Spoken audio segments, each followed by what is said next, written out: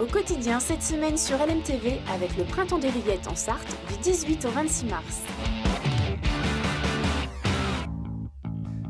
Bonsoir à tous et bienvenue dans Au quotidien. La suite avec deux invités ce soir sur mon plateau. Docteur Fabienne Lagarde, bonsoir, bienvenue sur le plateau. Vous êtes enseignante chercheuse au sein de l'IMMM, l'Institut des molécules et matériaux du Mans. Et Élise Serre, bonsoir. Bonsoir. Vous êtes président de RES 72, Renaissance Environnement Santé. Ce soir, on va évoquer le film débat organisé par votre association intitulé Alerte au plastique. Quelle dégradation, quels impacts sera lieu jeudi soir à 20h15 à la salle des concerts du Mans avec au programme la projection d'un documentaire qui sera suivi d'un débat que vous mènerez, docteur Lagarde.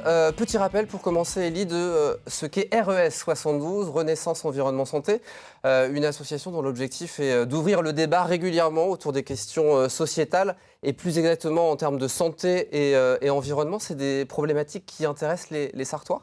Tout à fait, c'est une association qui a 29 ans et depuis 29 ans, cette association Renaissance Environnement Santé, qui a été créée par des professionnels de santé, organise des conférences, débats sur des sujets d'environnement et de santé, donc des maladies, des pollutions et aussi des corrélations entre les pollutions et les maladies environnementales. Est-ce qu'il y a eu un regain d'intérêt suite à la crise sanitaire sur ces questions-là, que ce soit santé ou environnement ? Je ne peux pas dire qu'il y a eu un regain d'intérêt. C'est un intérêt, je pense, constant, puisqu'on se rend compte que le sujet aussi sur l'environnement s'est développé énormément dans les médias aujourd'hui.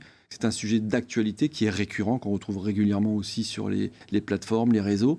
Et je pense que c'est un sujet qui doit être traité au quotidien. Une soirée qui donc débutera jeudi soir par la projection du film documentaire Océan, le mystère plastique de Vincent Perazio, un documentaire qui fait un constat, celui de l'importance du plastique dans notre société, léger, imperméable, résistant, produit sur mesure et à faible coût. Est-ce qu'on peut dire aujourd'hui que le plastique est irremplaçable, indispensable dans notre société, docteur Lagarde ? Alors qu'il est irremplaçable sur certaines de ses utilisations, on espère que si, mais effectivement, il a pris une place extrêmement importante puisque chaque année, on en produit à l'heure actuelle plus de 400 millions de tonnes dans le monde. C'est le troisième matériau le plus produit au monde après le ciment et le béton. Mais sa caractéristique à lui, c'est qu'on l'utilise souvent très peu de temps et que donc 80% de tout ce plastique, au bout d'un an, ça devient un déchet. C'est la vraie problématique soulevée par le documentaire. C'est de dire qu'il devient maudit une fois qu'il faut s'en débarrasser. Le plastique est une partie intégrante de nos océans, comme les algues ou le plancton. On parle souvent de ce 7e continent en plastique qui représenterait 3 fois la France. Est-ce que le plastique est en train de modifier notre écosystème aujourd'hui sans qu'on s'en aperçoive vraiment ? Complètement, et on s'en aperçoit. Je crois que nous avons la chance en Europe d'avoir des systèmes qui savent traiter ce plastique, qui savent tout du moins le collecter. Attention, parce que malheureusement, on ne le traite pas bien, nous non plus. Mais il y a de nombreux pays, je pense aux pays en voie de développement notamment, qui n'ont pas les capacités de traitement et qui, eux, voient le plastique s'accumuler partout. Donc alors, oui, ça change notre environnement et dans certains pays, ça se voit. Alors, il paraît qu'il y a une infime partie qui serait dans les océans, le reste ailleurs. Il est où le plastique une fois utilisé alors ? Alors ça a été effectivement un des mystères de l'époque où le documentaire a été tourné. Depuis, la communauté scientifique s'est emparée du sujet, a cherché ce plastique manquant et on l'a trouvé. Il est pour grande partie dans les fonds des océans où on sait qu'il y a une très grosse masse de plastique qui s'accumule depuis maintenant 3 ou 4 décennies. Et puis on en trouve aussi maintenant, on le sait, dans les cours d'eau, dans les sols, jusque dans l'atmosphère.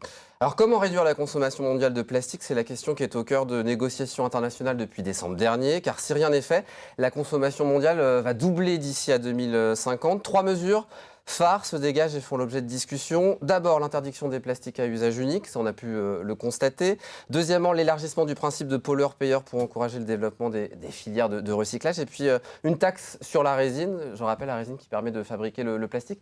Vous en pensez quoi, vous, en tant qu'enseignante chercheuse ? Alors nous, on pense qu'il est vraiment urgent, effectivement, de travailler sur cette problématique-là et à l'échelle mondiale. C'est indispensable puisque le plastique, il voyage. Il est produit dans certains pays, il est consommé dans d'autres. Les déchets sont envoyés encore dans des pays différents. Donc il fait le tour du monde plusieurs fois par an, là, le même plastique. Donc c'est important que ça puisse être réglementé à l'échelle mondiale.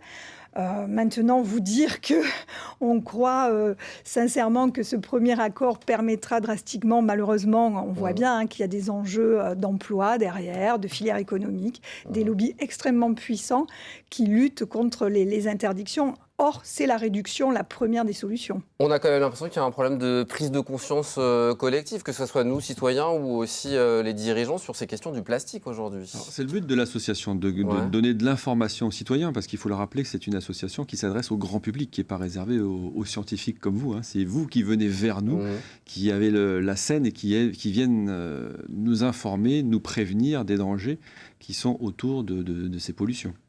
Est-ce qu'il y a d'autres matières qui pourraient remplacer aujourd'hui le plastique ? Alors justement, ça fera partie, je pense, des questions qui sont souvent abordées à la fin du reportage. Attention à la substitution. La première des choses, c'est la réduction. Il faut vraiment qu'on réfléchisse à la façon dont on utilise la matière pour des durées très courtes.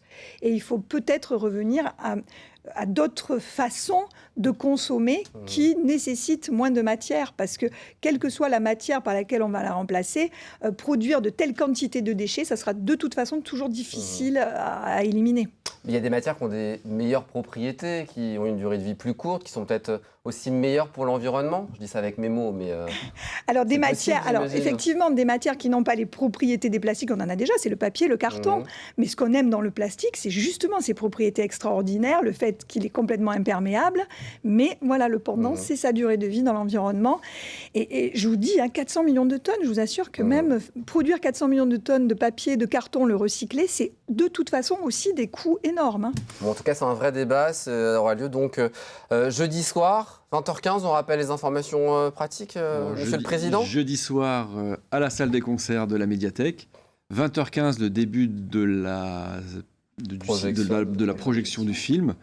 Et puis, il y a 1 heure de film, de souvenirs. Et ensuite, le débat commence. Et à l'issue de ce film et de ce débat, nous offrons à nos participants le pot de l'amitié. Les gens vont venir en masse, là, voilà, attention. Nous offrons le pot de l'amitié. S'il y a un peu de Jania, ça peut très bien marcher. C'est un grand moment de convivialité où les gens peuvent encore continuer d'échanger et s'approcher même des conférenciers. L'entrée est à 5 €, gratuite pour les étudiants, donc des étudiants qui pourraient aussi venir de chez vous, et gratuite pour les chômeurs, les demandeurs d'emploi.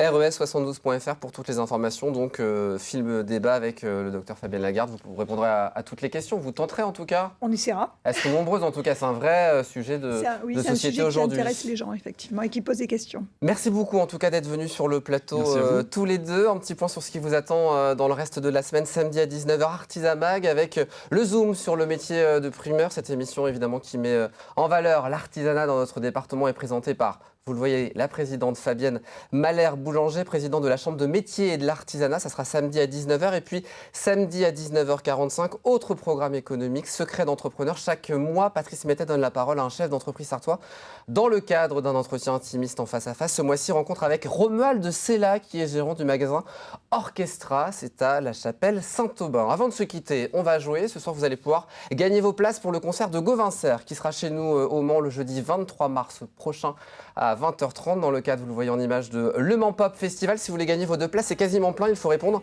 à une question très très intelligente. Vous allez le voir. Quel festival musical aura lieu la semaine prochaine? A. Le Mans Pop Festival. B. Le Miel Pop Céréales. Si vous avez la bonne réponse, c'est pas compliqué. Vous envoyez un mail à jeu@lmtv.fr. Oui, je veux que nos téléspectateurs gagnent ces places. Merci à vous d'être venus sur le plateau. Merci. Très bonne soirée. Restez avec moi dans un instant. Sortez-moi de là tout de suite. Au quotidien, cette semaine sur LMTV, avec le Printemps des Rillettes en Sarthe, du 18 au 26 mars.